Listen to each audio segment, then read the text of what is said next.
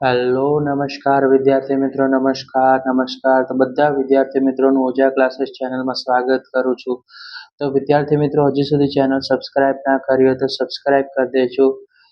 તો વિદ્યાર્થી મિત્રો આજનો વિડીયો છે તે ધોરણ 7માં વિષય ગણિત પ્રકરણ નંબર 2 અપૂર્ણાંક અને દશાંશ સંખ્યાઓ છે, જેમાં સ્વાધ્યાય 2.1 નો પ્રશ્ન નંબર 7 છે તે શોધો તે આપણે જોવા જઈ રહ્યા છે. તો વિદ્યાર્થી મિત્રો બે પ્રશ્ન છે. પહેલું આપેલું છે 2 3/4 અને બીજી રકમમાં આપેલું છે 4 2/9 અને બંનેના 1/2. તો પહેલાનું આપણે સોલ્યુશન કરીશું વિદ્યાર્થી મિત્રો. એનું ફર્સ્ટમાં પહેલા નંબરનું 2 3/4.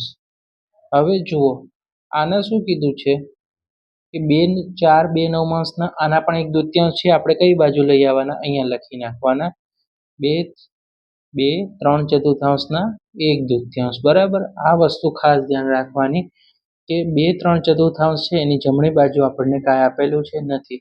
પણ જે બીજો દાખલો છે જે 4 2/9 બંનેના 1/2 છે, તો આપણે અહીંયા પણ આના પણ 2 3/4 ની જોડે 1/2 લખવું જરૂરી છે.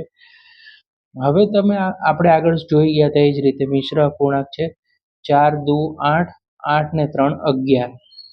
તો 11 ના છેદમાં કેટલા થઈ જશે? 4 ના 1/2.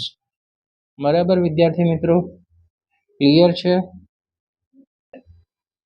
જુઓ આ 2 3/4 છે ને, એટલે આ બંનેનો શું કરી દેવાનો? ગુણાકાર. તો આપણે ગુણાકાર કરીએ તો કેટલું મળે? 4 2 8, રાઈટ? 8 મળ્યા અને એમાં જે આ 3 છે ને શું કરો? પ્લસ કરો એટલે મળે 11. 11 ના છેદમાં 4, રાઈટ? ખબર પડી ગઈ? 4 આ બંને સંખ્યાનો ગુણાકાર અને 1/2 ભાગ.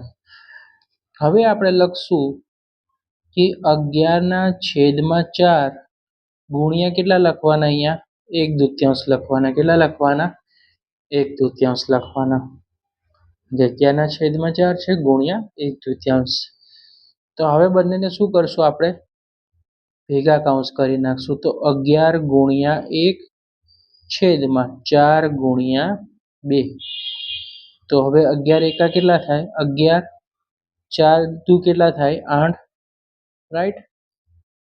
હવે 11 ના છેદમાં 8 છે, તો આપણે એને મિશ્ર અપૂર્ણાંકમાં કઈ રીતે લખાશે? તો આગળ શીખી ગયા છે કે છેદમાં શું લખી નાખવાનું? 8. છેદમાં જે સંખ્યા હોય તે લખી 8. 8 એકા 8, આ બંનેનો ગુણાકાર 8 એકા 8. હવે 11 માં કેટલા જુએ? તો 3 ઉમેરો તો કેટલા થાય? 11 થઈ જાય. તો થઈ ગયા 8 એકા 8, 8 ને 3 11, 11 ના છેદમાં 8. તો 1 3/8. બરાબર. 3 ના છેદમાં 8 એવી રીતે પણ કહી શકીએ છીએ. હવે બીજો દાખલો 4 2/9 બંનેના 1/2 ભાગ. તો સૌથી પહેલા વિદ્યાર્થી મિત્રો આપણે લખશું બીજાનું સોલ્યુશન છે, એટલે 2 નંબર 4 2/9 1/2. આની જેવું જ કરવાનું જે આપણે કર્યું હતું એવી રીતે. પણ હવે તમને ખબર હોવી જોઈએ કે આ બંનેનો શું કરવાનો? ગુણાકાર. 9 ચોક કેટલા થાય? 36. 36 માં 2 નાખીએ તો કેટલા? 38. તો 38 છેદમાં જશે અને 9 ક્યાં જતા રહેશે? 38 અંશમાં અને 9 ક્યાં જશે? છેદમાં. 38/9 1/2. ઓકે.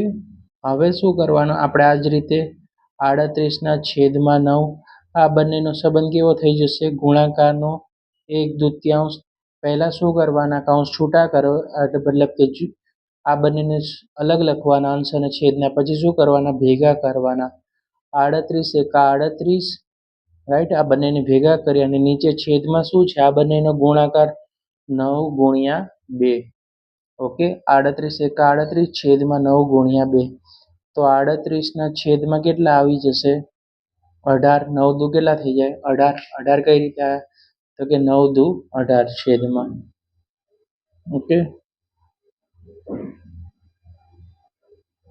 ઓકે. હવે આનો આપણે અવયવ પાડે તો પડી જાય. 19 દુ 38 અને 9 દુ કેટલા થાય? 18. બબ્બે ઉપર નીચે સરખી સંખ્યા ઉડી જાય. તો 19 ના છેદમાં 9. હવે આને કઈ રીતે લખાય? તો વિદ્યાર્થી મિત્રો તમે આનું સ્વરૂપ આપો. તો સૌથી પહેલા 9, 9 દુ કેટલા થાય? 18, 18 માં 1 નાખીએ તો 19, 2, 1 નવમાંશ છે તેનો આન્સર આવી ગયો, જવાબ આવી ગયો, રાઈટ. હવે બી નું સોલ્યુશન 3, 5 છઠ્ઠમાંશ. ના, હવે જુઓ 3, 5 છઠ્ઠમાંશ અને બીજી છે 9, 2 દૂત્યાંશ અને બંનેના 5 અઠમાંશ. તો હવે આપણે 3, 5 છઠ્ઠમાંશના છે એનું આપણે સ્વરૂપ કરીએ તો અહીંયા કેટલા લખવા પડે? 5 અઠમાંશ આપણી પાસે અહીં બંનેને 5 અઠમાંશ સાથે ગુણાકાર કરવાનો છે. ઓકે, તો આ બંનેનો ગુણાકાર 6 તેરી કેટલા થઈ જાય? તો કે 18, 18 માં 5 જાય તો કેટલા થાય? 23. ઓકે, 23 ના છેદમાં 6. ના, 5 અઠમાંશ થઈ ગયું. હવે આ બંનેનો શું કરી નાખવાનો? આપણે ગુણાકાર કરી નાખીએ. ગુણાકાર કરો. ઓકે, સૌથી પહેલા 23 ના છેદમાં 6 ગુણ્યા 5 ના છેદમાં 8. હવે બંનેને જોડે લઈ લેશું. 23 ગુણ્યા 5 અંશનો ગુણાકાર, નીચે છેદનો ગુણાકાર 6 ગુણ્યા 8. તો 23 ગુણ્યા 5 કરો તો કેટલા થાય? 115 અને 6 ગુણ્યા 8 એટલે કેટલા થશે વિદ્યાર્થી મિત્રો? 48. તો 115 ગુણ્યા 48. તો હવે તમારે શું કરવાના? 48 છે ને તો છેદમાં જ રાખવાના. 48 એકા 48, 48 દુ 96, 48 તેરી કેટલા થશે? 100 ને કેટલા થઈ જશે? 15 થઈ જશે, હે ને? અહીંયા આપણે 48 દુ 96, 48 દુ 96, 96 માં 19 નાખીએ તો કેટલા થઈ જશે? 115. તો 115 કઈ રીતે? આ બંનેનો ગુણાકાર 48 દુ 96 અને 19 એટલે થઈ ગયા 115. કઈ રીતે? હવે આની વારી કરશું. 9 લખ્યા, પછી 2 તૃતીયાંશ લખો, 2 તૃતીયાંશના 5 અઠમાંશ. તો હવે આનું મિશ્ર અપૂર્ણાંક છે એનું સાદુરૂપ આપી દઈએ.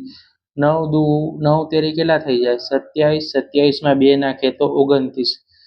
તો સૌથી પહેલા 29 લખવાના અને છેદમાં 3. છેદ કોઈથી બદલાય નહીં. 29 ના છેદમાં 3 ગુણ્યા 5 અઠમાંશ. અંશનો ગુણાકાર, હવે બંને કૌંસ ભેગા લઈ લઈએ. 29 ગુણ્યા 5 છેદમાં શું સંખ્યા છે? 3 ગુણ્યા 8. તો વિદ્યાર્થી મિત્રો 29 ગુણ્યા 5 કરો તો તમારો જવાબ આવે 145. 145 ના છેદમાં 24. તો હવે જુઓ 24 ને આપણે તો શું કરવાનું? ઘડિયો લેવો પડશે. 24 છેદમાં જતા રહ્યા. 24 એકા 24, 24 દુ 48, 24 તેરી 72, 24 ચોક 96, 24 પંચા 120, 24 છક 144. 24 ગુણ્યા 6 કરે તો કેટલા મળે? 144. આપણે કેટલા જોઈએ છે? 145. તો 144 માં 1 નાખીએ તો 145. તો જવાબ શું આવ્યો? તો 6, 6, 1, 24 બરાબર, રાઈટ.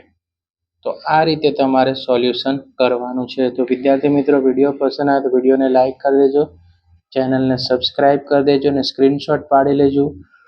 ઓકે, આ તો આપણો પ્રશ્ન નંબર 7.